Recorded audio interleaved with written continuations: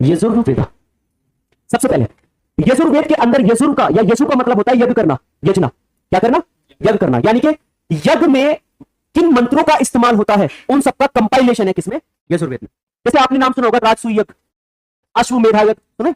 अश्वमेधा मतलब एक घोड़े को छोड़ देते थे, जितनी दूर तक जाएगा वो तुम्हारा पूरा साम्राज्य हो जाएगा, आगे नहीं। और जो भी इस घोड़े को रोकेगा वो उस राजा से लड़ाई करने के लिए क्या हो जाएगा, तत्पर हो जाएगा, मतलब वो शत्रु माना जाएगा उस राज्य का। क्लियर नहीं है?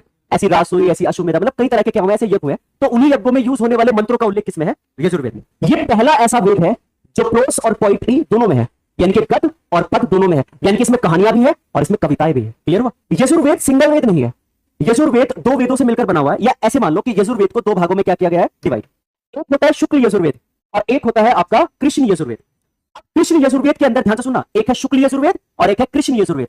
लेकिन जो एक्चुअल माना गया है वो है शुक्ल यजुर्वेद। उसका रीजन एनसीईआरटी क्या बताती है कि कृष्ण यजुर्वेद में कृष्ण का मतलब होता है काला, और काला इसमें अशुभ के रूप में देखा गया है, इसलिए इसको वास्तविक नहीं माना जाता। दूसरी खास बात, कृष्ण यजुर्वेद में मंत्रों के साथ साथ ब्राह्मण का उल्लेख भी मिलता है, यानी कि ब्राह्मण प्लस मंत्र, इनके मिक्स रूप को ही क्या कहा जाता है, कृष्ण यजुर्वेद। लेकिन जो शुक्ल यजुर्वेद है इसमें केवल मंत्रों के बारे में है, केवल मंत्रों के बारे में, और उन मंत्रों का गायन कोई भी कर सकता है। लेकिन वहां पर फिक्स क्या है, मंत्र प्लस ब्राह्मण, यानी कि एक फिक्स कैटेगरी है वो। यहां पर केवल मंत्र है शुक्ल यजुर्वेद में, इसको वास्तविक माना गया है। अब सवाल एक बार आया था कि किस वेद को, मतलब कृष्ण यजुर्वेद और शुक्ल यजुर्वेद में कौन सा वेद है जिसे वोजस नई संहिता कहा जाता है, तो आंसर होगा शुक्ल यजुर्वेद, यानी कि वास्तविक वेद को माना गया।